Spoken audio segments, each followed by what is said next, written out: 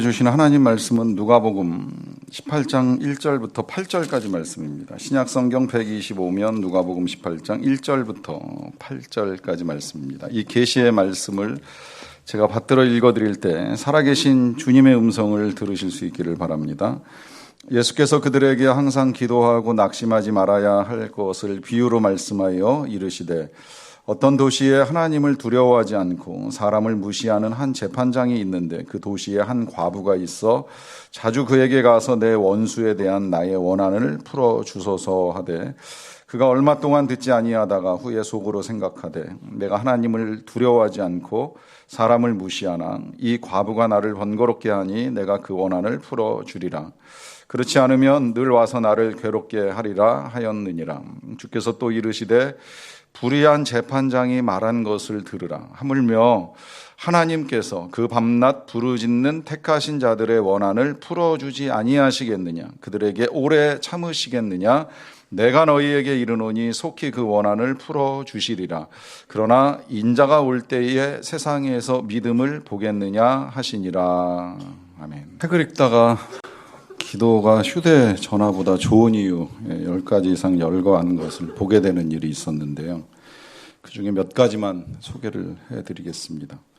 휴대전화는 가입하면 한 200분 정도 무료 통화가 된다고 하는데 기도는 한 번만 가입하면 평생 무료 통화됩니다. 휴대전화는 장소에 따라 안 되기도 하는데 기도는 언제 어디서나 통화가 가능합니다. 휴대전화는 공공장소에서 잘못 사용하면 눈치를 봐야 하는 일도 있는데 기도는 때와 장소를 가리지 않고 할 수 있습니다. 휴대전화는 기기를 늘 휴대해야 되지만 기도는 아무 장비 없이 언제나 가능합니다. 휴대전화 걸다 보면 부재 중일 때도 있지만 기도는 항상 기다리시는 하나님께서 언제나 받아주십니다. 휴대전화의 로밍은 어렵고 돈도 많이 들지만 기도는 전 세계 어디서나 쉽게 로밍이 되고 심지어 우주에서도 통화가 가능합니다. 원고를 써놓고 나서 다시 이렇게 읽어보다가 그런 생각이 들었어요. 그럴지라도 기도보다 휴대전화가 더 좋지 않은가. 어떠세요? 여러분들은 기도하는 것보다 전화 보는 게 훨씬 더 낫지 않으세요? 훨씬 재밌고 어렵지 않고 기도하는 것보다 전화기랑 함께 있는 게 훨씬 더 편하다 이렇게 느껴질 때가 많지 않은가 하는 생각이 듭니다. 그럼에도 불구하고 이 책을 쓰신 목사님이 이 휴대전화보다 기도가 더 좋다라고 하는 걸 강조하기 위해서 10개가 넘는 장점들을 찾아낸 데는 이유가 분명합니다. 그건 우리가 기도해야 된다는 것이고 기도가 필요하다라고 하는 것입니다.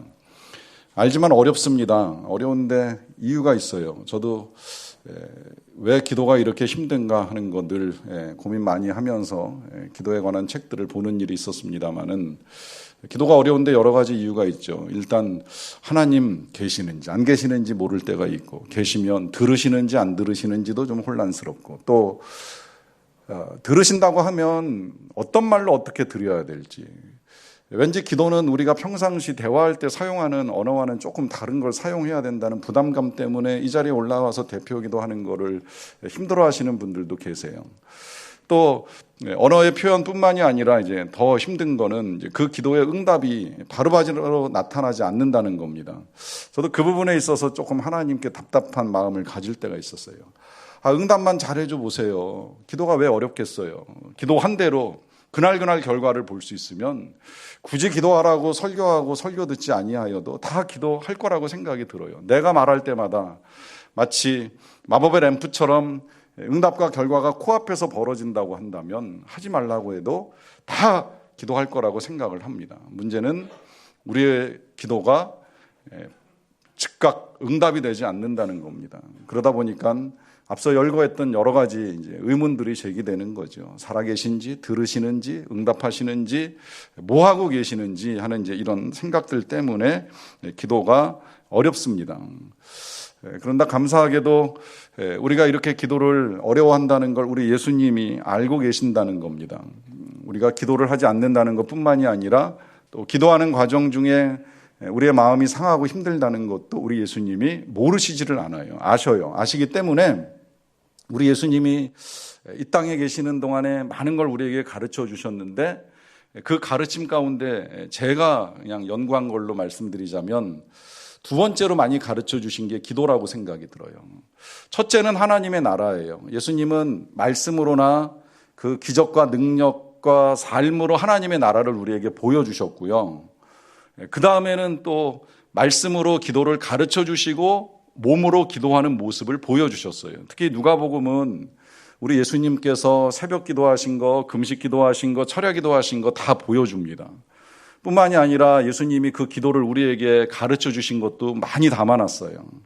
여러 가지로 담아놨어요. 그냥 직설적으로 구하라 주실 것이다, 찾으라 찾을 것이다, 두드리라 열릴 것이다 선포하신 일도 있고요.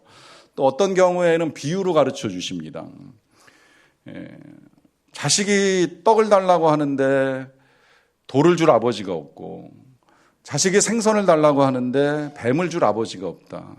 너희가 악할지라도 자식에게는 좋은 것으로 줄 줄 알거든. 하물며 하늘에 계신 너희 아버지일까 보냐? 그가 너희에게 좋은 것을 주실 것이다. 이렇게 기도를 가르쳐 주셨어요. 아버지 하나님께 구하라는 거예요. 또 이렇게도 가르쳐 주시는 일이 있었어요. 친구가 밤에 찾아와서 떡을 좀 빌려달라고 이야기합니다. 처음에 거절하는데 계속 문을 두드리면서 강청합니다. 결국은 그 밤늦은 시간에 옷을 주워 입고 그 친구에게 떡을 빌려주는 이 비유를 통해서도 말씀하시는 거예요. 비록 벗됨을 인하여서는 아니 줄지라도 강청함을 인하여서는 주게 될 것이다. 이런 말씀들을 해주신 이유는 한 가지예요. 기도하라는 거예요. 선하신 아버지의 그 선하심을 신뢰하고 한 번, 두 번 두드리다가 포기하는 것이 아니라 끝까지 강청하며 기도할 것을 가르쳐 주셨습니다. 오늘도 주님의 말씀은 이어집니다. 이 18장 1절은 이렇게 시작이 됩니다. 항상 예수께서 그들에게 항상 기도하고 낙심하지 말아야 할 것을 비유로 말씀하셨다 그래요. 이 비유의 설명이 이렇게 붙어 있습니다. 예수님께서 그들에게, 제자들에게, 또 우리들에게죠, 항상 기도하고 낙심하지 말아야 할 것을 말씀하신 것이다. 이것만 보더라도 주님이 알고 계시는 거예요. 우리가 얼마나 기도 안 하는지, 또 기도를 한다고 하면 이 응답이 이루어지지 않는 것 때문에 얼마나 낙심하는지를 알고 계시는 거예요. 그러니까 포기하지 말고 계속 기도할 것을 요청하시면서 이제 비유로 또 한 번 우리에게 기도를 가르쳐 주십니다. 먼저는 우리가 그래서 이 사실을 알아야 합니다. 기도는 항상 하셔야 돼요. 응답이 있든지 없든지 하셔야 돼요. 포기하지 마시고 하셔야 돼요. 낙심하지 말고 하셔야 되고요. 계속해야 돼요. 물론 항상이 24시간 매일같이 기도만 하며 살 수는 없지만, 그러나 적어도 기도를 멈춰서는 아니 되겠다라고 하는 생각을 가지고 꾸준히 기도를 하세요. 쉬지 말고 기도를 하세요. 그러는 가운데에 응답이 나올 수도 있지만 나타나지 않을 수도 있습니다. 그때 낙심하지 마세요. 성경은 반드시 약속합니다. 때가 되면 하나님이 갚으신다. 이 약속을 경험했던 믿음의 선배인 사도들이 우리에게 당부하신 말씀이 몇 구절 있어요. 보면 갈라디아서 6장 9절에서 사도 바울이 이렇게 말씀합니다. 우리가 선을 행하되 낙심하지 말지니 포기하지 아니하면 때가 이름에 거두리라. 또 베드로 사도도 이렇게 말씀하셨어요. 그러므로 하나님의 능하신 손 아래에서 겸손하라. 때가 되면 너희를 높이시리라. 무슨 말씀을 하고 계시는지 아시죠? 선을 행하되 포기하지 말라는 거예요. 끝까지 기다리라는 거예요. 그러면 때가 되면, 때가 이르면 하나님이 거두게 해주시든지 우리를 높여주시든지 어떤 형태로든 반드시 우리 하나님이 우리가 구하고 행하는 모든 일들에 응답하시는 하나님이라는 사실을 잊지 말 것을 분명하게 당부하는 것을 볼 수가 있습니다. 자, 그러면 이제 우리가 어떻게 낙심하지 않고 포기하지 않고 이 기도 가운데 하나님의 역사를 기대할 수 있는가? 그것 때문에 우리 예수님이 이제 비유를 통해서 말씀을 해주셨어요.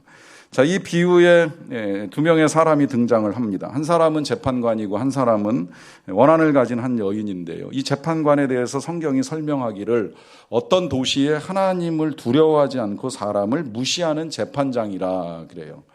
하나님을 두려워하지 않는다라고 하는 이 말은 이 사람이 정의로운 사람은 아니었다는 거예요. 선한 사람이 아닌 거예요. 하나님을 두려워하지 아니하면 재판장 같은 경우에는 불의한 재판을 할 가능성이 많습니다. 불의한 재판을 한다는 건 자기 마음대로 결정을 해버리는 거예요. 자기 생각에 옳은 대로 정의와 불의를 따지지 아니하고 하고 싶은 대로 결정을 하는 것이니 악한 사람이죠.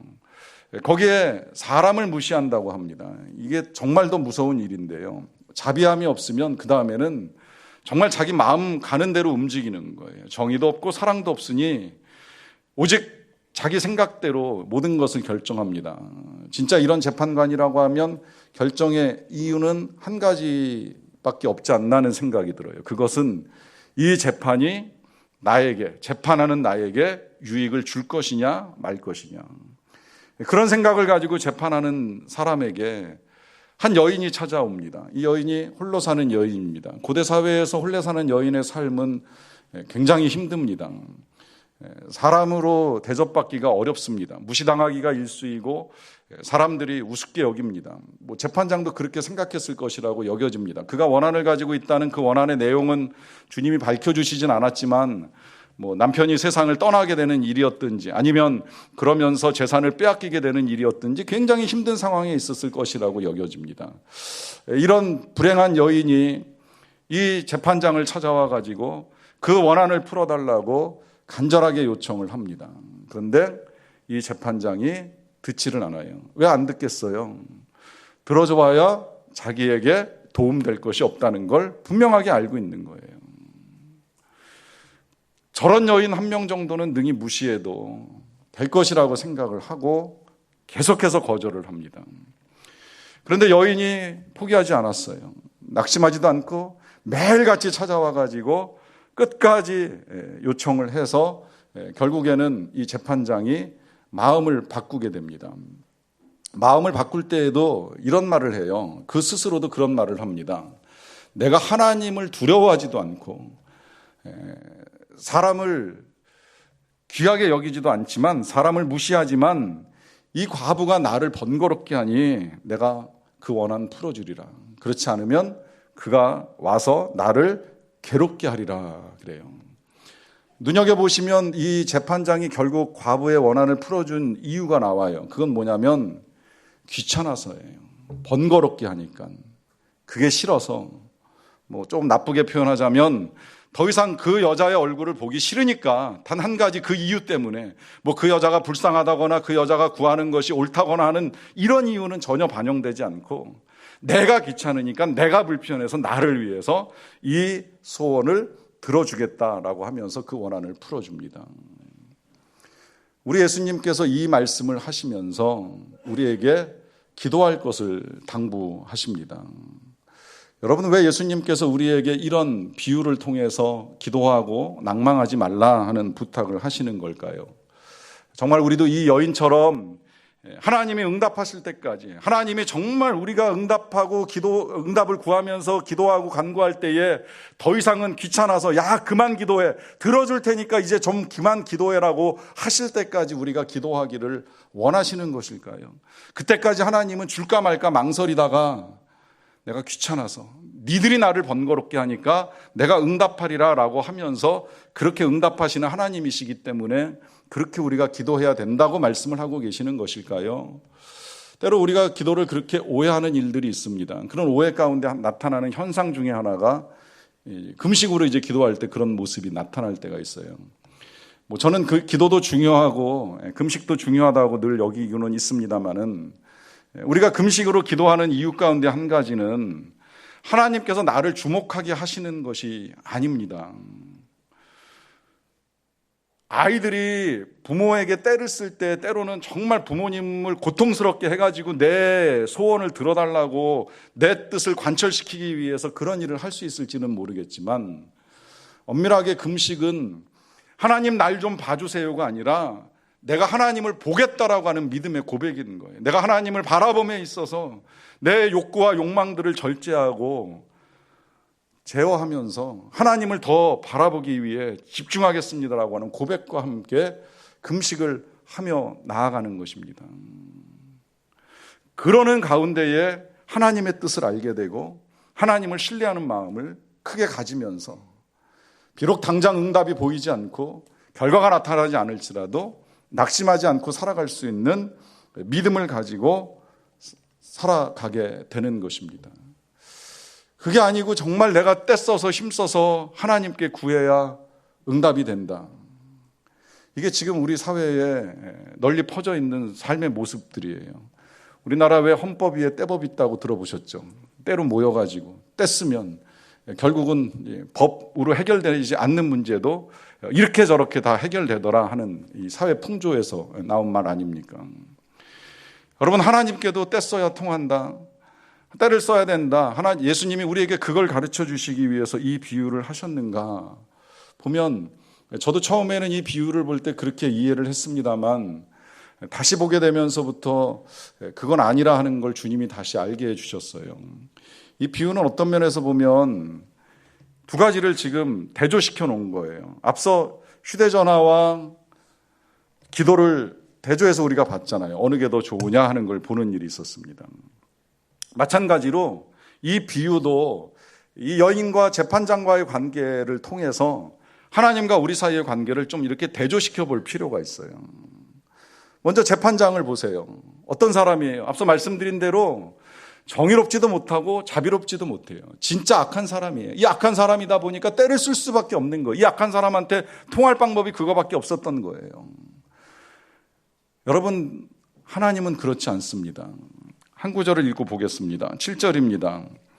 하물며 하나님께서 그 밤낮 부르짖는 택하신 자들의 원한을 풀어주시지 아니하시겠느냐, 그들에게 오래 참으시겠느냐 그래요. 자, 여기 보시면 하나님께서 응답하신다는 이 말씀을 알려주시는 중에 접속사가 하나 있잖아요. 하물며라고 하는 단어입니다. 이 하물며, 요 하물며라고 하는 접속사를 통해서 오늘 예수님이 말씀하시는 내용을 보면 더 비유를 이해하기가 좋은데요. 앞서 말씀드린 재판장은 하나님도 두려워하지 않고 사람을 무시하는 악한 재판장이었어요. 그도 때로는 이 여인의 간청을 들어줍니다. 그렇다면 하물며 하나님은, 우리를 사랑하시는 우리의 하나님은, 우리를 사랑하시기 때문에 독생자를 내어주는 것도 아까워하지 아니하셨던 하나님은 우리의 기도에 응답하시는 것을 싫어하시는 분이 절대 아니라고 하는 것입니다. 이 재판장 앞에 나온 여인은 앞서 말씀드린 대로 당시 사회에서 존중받지 못하던 한 여인에 불과했습니다. 여러분, 오늘 이 7절 말씀에서 우리를 뭐라고 표현하십니까? 밤낮 부르짖는 택하신 자들이라 그래요. 택하신 자들. 우리가 하나님께 택함 받은 사람들입니다. 하나님께 택함을 받은 하나님의 자녀들입니다. 그러니까 이 여인의 그 원한 맺힌 소원도 응답받는 역사가 나타난다면 하물며 택하신 자, 하나님의 자녀된 너희들의 기도뿐이겠느냐라고 말씀하시는 거죠.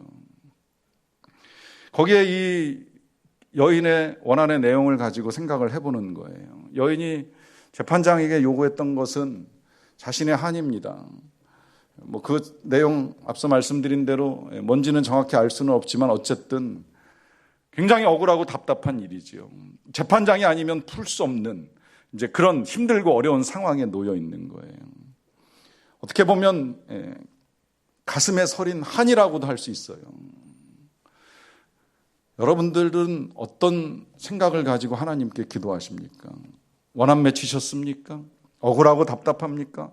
혹 그런 기도의 제목을 가지신 분들도 계시리라고 생각을 합니다만은 때로 여러분들의 기도는 선한 소원이잖아요. 무슨 대단한 욕심을 가지고 구하시는 것이 아니잖아요. 하나님의 뜻이 이루어지기를 바라면서 여러분들의 가정 안에 평화가 이루어지고 필요한 것들이 채워지고 교회와 나라 안에 하나님이 역사하셔야 될 그 선하고 의로운 소원들을 가지고 나가시잖아요.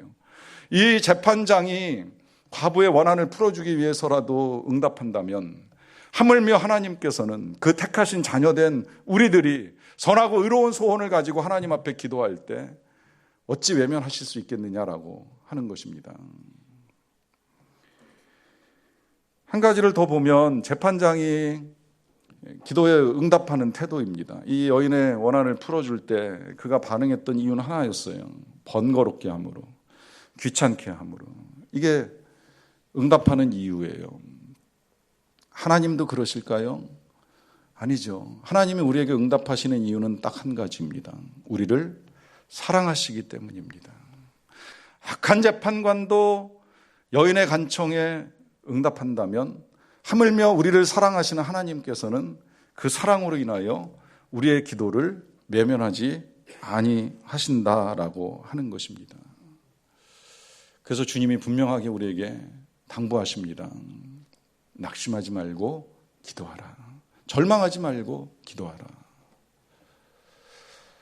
이것이 우리 교회가 세워질 때 하나님께서 우리 교회에 주신 존재 목적 가운데 한 가지가 된 것입니다. 특히 교회가 세워질 때에 이미 한국 교회는 이제 기도하는 능력을 잃어버려 가고 있다라고 하는 걸 하나님이 알게 해주셨어요. 우리 어렸을 때 기억하시잖아요. 굉장히 교회들이 기도 많이 했습니다. 적어도 제가 다녔던 교회는 그랬어요. 철야 기도하면 뭐 지금같이 밤에 한 2시간 모였다 헤어지는 그런 정도 아니에요. 밤 10시부터 시작해서 새벽 5시까지 하고 나서 그러면 새벽 5시에 새벽 예배를 드리고 나서야 기도회가 끝나고 흩어지는 일들을 했었습니다. 뭐 새벽 예배로 모이는 건 말할 것도 없거니와 교회에서 특별히 부흥회 한다 그러면 정말 예배당이 모자랄 만큼 모여가지고 말씀 듣고 기도하고 부르짖고 흩어지는 일들을 수없이 해왔잖아요. 지금이야 부흥회 하면 뭐 새벽에 3일 아니면 뭐 밤에 3일 이 정도 하고 말지만 그때는 새벽에도 모이고 낮에도 모이고 저녁에도 모이고 하면서 몇 날 며칠 모여서 함께 말씀 듣고 기도하는 이게 일반적이었었어요. 그런데 어느 순간 한국교회 기도가 쇠하기 시작을 합니다. 이미 90년대 말에 제가 사역했던 교회는 이제 아예 새벽 기도회가 없고 1년에 딱 2번, 2주일만 새벽 기도회를 하는 교회도 섬겨봤던 적이 있었고요. 뭐 금요 기도회를 이제 문 닫은 교회는 이제 많아졌어요. 뭐 한다고 한다면 이제 우리 교회 같이 저녁에 잠깐 모이거나 이 또 저녁에 잠깐 모이는 것도 뭐 한 달에 한 번 모이고 안 모이고 하는 교회들이 이제 갈수록 늘어납니다. 이러한 시대에 교회를 세울 때 하나님은 강하게 저에게 기도를 해야 한다라고 하는 마음을 주셨고 그로 인하여서 저는 이것이 교회의 존재 목적 가운데 하나로 드러내고 기도해 오는 일들을 하고 있습니다. 그러는 과정 중에 솔직히 개인적으로도요 낙심돼서 포기할까 하는 생각을 몇 차례 했던 적이 있습니다. 금요일 날 모여서 기도를 하던 중에 모이질 않는 거예요. 함께 모여서 기도할 사람이 없는 거예요. 어떤 날은 너무 사람이 모이지 아니하여 가지고 하나님께 개인적으로 나가서 기도를 드렸어요. 그만하고 싶습니다. 여기서 멈추고 싶습니다. 멈추면 안 될까요? 그럴 때마다 하나님이 저에게 계속 말씀하셨어요. 안 된다. 계속 기도하라. 답답해서 그렇게도 말씀을 드린 적이 있습니다. 함께 기도할 사람을 보내주세요. 함께 기도할 사람이 필요합니다. 물론 뭐 꼭 30명이 아니어도 좋고 20명이어도 좋고 10명도 좋고 뭐 1명이라도 함께 기도할 사람이 있으면 더할 나위 없이 좋겠지만 그럴지라도 저는 교회 시작할 때 하나님께 제가 그런 기도를 드린 적이 있어요. 새벽에 집사람만 놓고 기도하지 않게 해주세요. 집사람만 놓고 설교하지 않게 해주세요. 감사하게도 지난 10년 동안 단둘이 앉아서 예배를 드려본 적은 없습니다. 하나님이 계속 함께 기도할 사람들을 보내주셨어요. 10명이 됐건 20명이 됐건. 그리고 멈추고 싶을 때마다 하나님은 멈추지 말라고 하는 말씀을 해주실 때에 포기하지 않고 오늘날까지 이르게 되었는데 설교를 준비하다가 놀라운 사실 몇 가지를 확인하게 되었습니다. 첫째는 금요일에 기도하는 사람이 늘었어요. 늘 마음에는 한 30명만 되면 좋겠다 했는데 요새는 계속 한 30명 정도 같이 기도를 하고 계시는 것 같아요. 되게 감사하더라고요. 그런데 새벽 기도는 또 달라요. 새벽 기도는 정말 오랫동안 우리가 다른 교회 성도님들에게 빚지고 살았다는 생각 많이 들어요. 저는 특히 우리 교회 처음에 만들어질 때 이 기도해 주신 분들의 빚을 많이 지고 있다 생각을 합니다. 우리 교회 처음 문 열 때요. 문 열면서 이제 일주일 닷새 동안 저녁마다 모여서 기도하는 일을 했었는데 그때 같이 기도하셨던 분들 여기 많지 않아요. 몇 분은 뭐 그때부터 이제 기도하면서 같이 교회를 만들었지만 그러나 처음 교회 만들어질 때는요.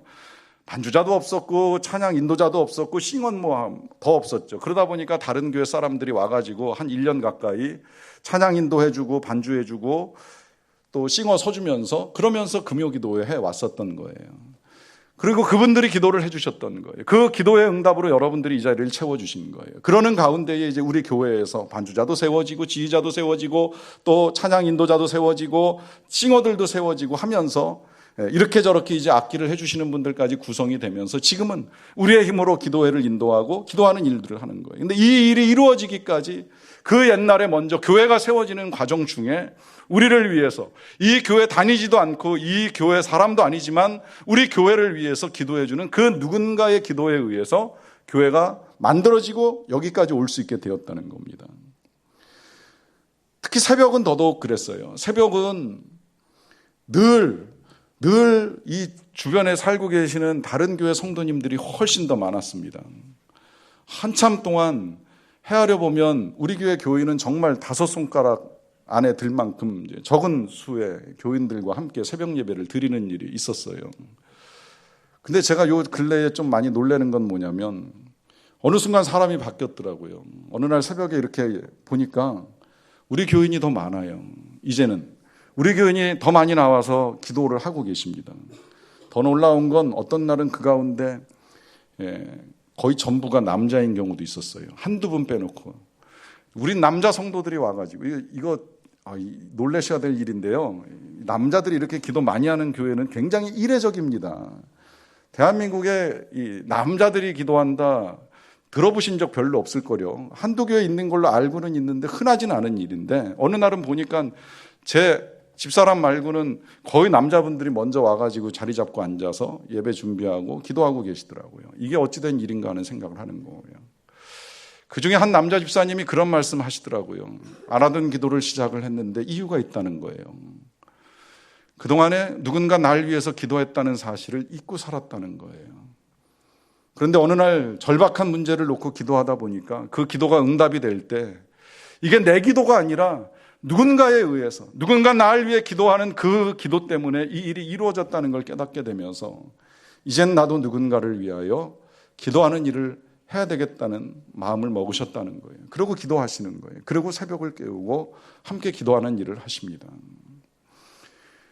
여러분, 우리 예수님이 이 기도를 가르쳐 주시면서 마지막에 이런 말씀을 하십니다. 8절인데요. 내가 너희에게 이르노니 속히 그 원한을 풀어주시리라.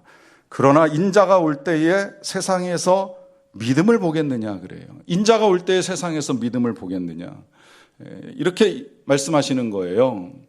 우리 예수님 이 땅에 다시 재림하실 때에 정말 믿음을 가지고 기도하는 사람들이 얼마나 되겠느냐.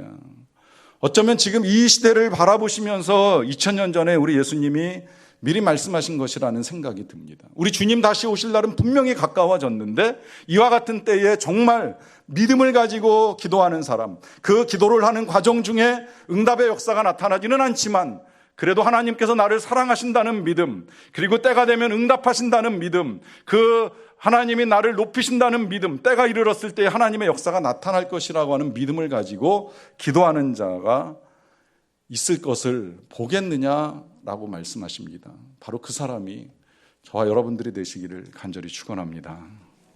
기도하겠습니다. 사랑하는 성도 여러분, 우리 이 시간에 잠깐이라도 좀 함께 같이 기도하기를 원합니다.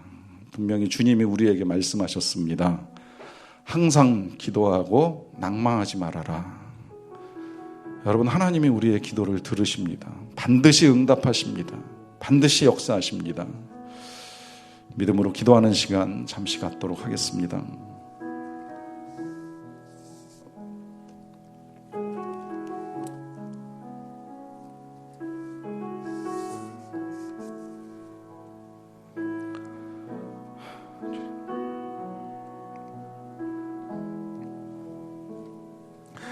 사랑의 주님, 우리에게 항상 기도하고 낭망하지 말 것을 가르쳐 주셔서 감사합니다.